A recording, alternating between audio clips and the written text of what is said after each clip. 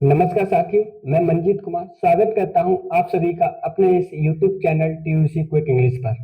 आज हम अपना एक ग्रामर का सबसे इम्पोर्टेंट टॉपिक लेकर चल रहे हैं जो बच्चों को आए दिन समस्या का विषय खड़ा होता है वहां पर। तो उस समस्या को हल करने के लिए हम यहाँ पे आपके सामने उपस्थित हुए हैं। तो आज का हमारा टॉपिक है, बेसिकली ये हम यूपी बोर्ड और बिहार बोर्ड को टारगेट करके एक वीडियो बना रहे हैं जिसमें एक इंग्लिश ग्रामर में एक इम्पोर्टेंट टॉपिक होता है जिसका नाम है ट्रांसफॉर्मेशन। ट्रांसफॉर्मेशन को मैं बात करूं तो इसको हम कहते हैं हिंदी में रूपांतरण। रूपांतरण का मतलब रूप में अंतर करना, यानी कि रूप में अंतर। अब रूप में अंतर किसी हसीना के रूप में अंतर नहीं, ना किसी सेलिब्रिटी के रूप में अंतर। हम किस में करेंगे, यहाँ सेंटेंस का खेल होता है ग्रामर में।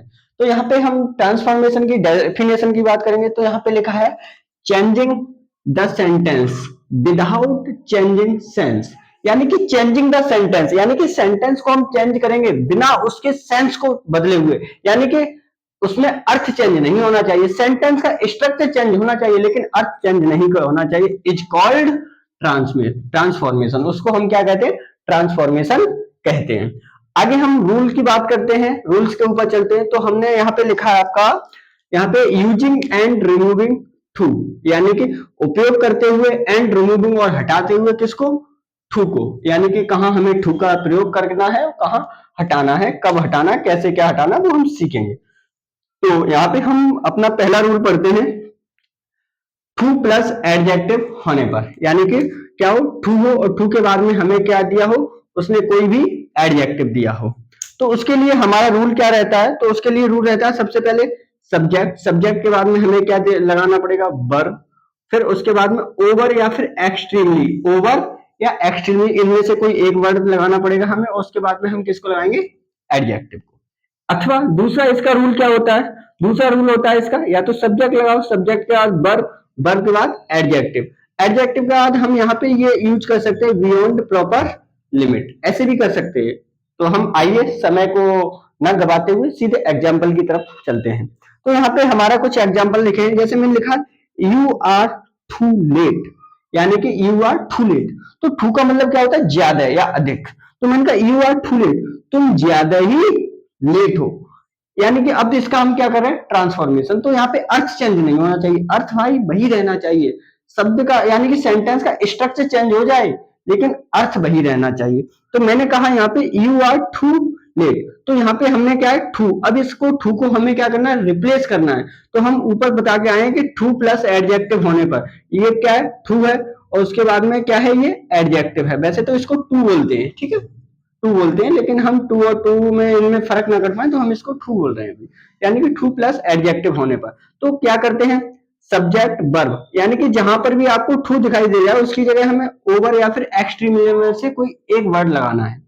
तो हमने कह दिया you are over late, you are over late. इसका मतलब क्या है, तुम जरूरत से ज्यादा लेट हो। क्या हो, तुम जरूरत से ज्यादा लेट हो। अगला है Ram is too fat, Ram is too fat. इसका मतलब क्या है, राम ज्यादा ही क्या है, मोटा, लाइक पंपकिन, कद्दू जैसा। तो हम उसको कैसे कर सकते हैं, अब यहाँ पे टू की जगह अभी हमने यहाँ क्या यूज किया था, ओवर।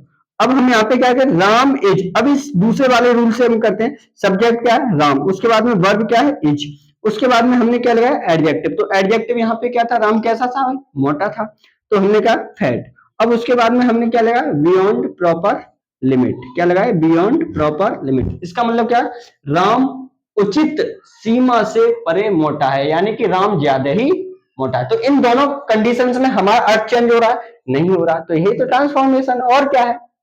आगे देखते हैं, एक और लिखा है Sumit is too handsome. Handsome का मतलब क्या है, खूबसूरत। अब खूबसूरत ये मत समझना खूबसूरत की स्पेलिंग ब्यूटीफुल होती है, यहाँ अलग अलग केस होते हैं। एक होती है ब्यूटीफुल और एक होता है हमारा कौन सा, हैंडसम। लेकिन इन दोनों में फर्क क्या है, ये ब्यूटीफुल है वो किसी कन्या के लिए यूज करते हैं। किसके लिए यूज करते हैं, किसी कन्या के लिए। जैसे कि मैंने कहा ये क्या है, एक कन्या है। देखना भाई आर्ट मेरी कुछ ज्यादा ही बढ़िया है। देखो भाई इसके लंबे लंबे बाल, ठीक है, तो इसके लिए हम क्या यूज करेंगे, ब्यूटीफुल। अगर कोई भाई, ये कौन है, पापा की परी, कौन है, पापा की परी, अब पापा की परी के लिए हम क्या यूज करेंगे भाई? ब्यूटीफुल। अब क्या है भाई? ये है भाई कौन? यही मान लो हमारा सुमित भैया है, तो ये कौन है भाई? सुमित। तो भाई देखो ये इसके हल्के हल्के बाल हैं, ठीक है, ये सुमित है। अब ये कौन है भाई? ये पापा की परी हो गई, तो इसको क्या रख दूं मैं? माँ का मगरमच्छ। कौन है ये भाई? माँ का मगरमच्छ। अब ये माँ का मगरमच्छ है, अगर पापा की परी खूबसूरत है तो उसके लिए हम किसका यूज करेंगे? ब्यूटीफुल। अगर माँ का मगरमच्छ खूबसूरत है तो उसके लिए हम क्या लगाएंगे? हैंडसम। अब भूलोगे? नहीं भूलोगे। तो ठीक है, तो मैंने कहा सुमित इज टू हैंडसम, यानी कि सुमित ज्यादा ही खूबसूरत है। तो यार टू की जगह हमें क्या लगाना? एक्सट्रीमली लगा दो। एक्सट्रीमली लगा दो या फिर ओवर लगा दो, और कुछ नहीं करना, बस ट्रांसफॉर्मेशन होगा। तो हम क्या, सुमित इज, और टू की जगह हमने क्या यूज किया? एक्सट्रीमली हैंडसम, यानी कि सुमित जरूरत से ज्यादा खूबसूरत है। आप चाहो तो मैं इसको ऐसे भी कर सकता हूँ, Sumit is handsome beyond proper limit.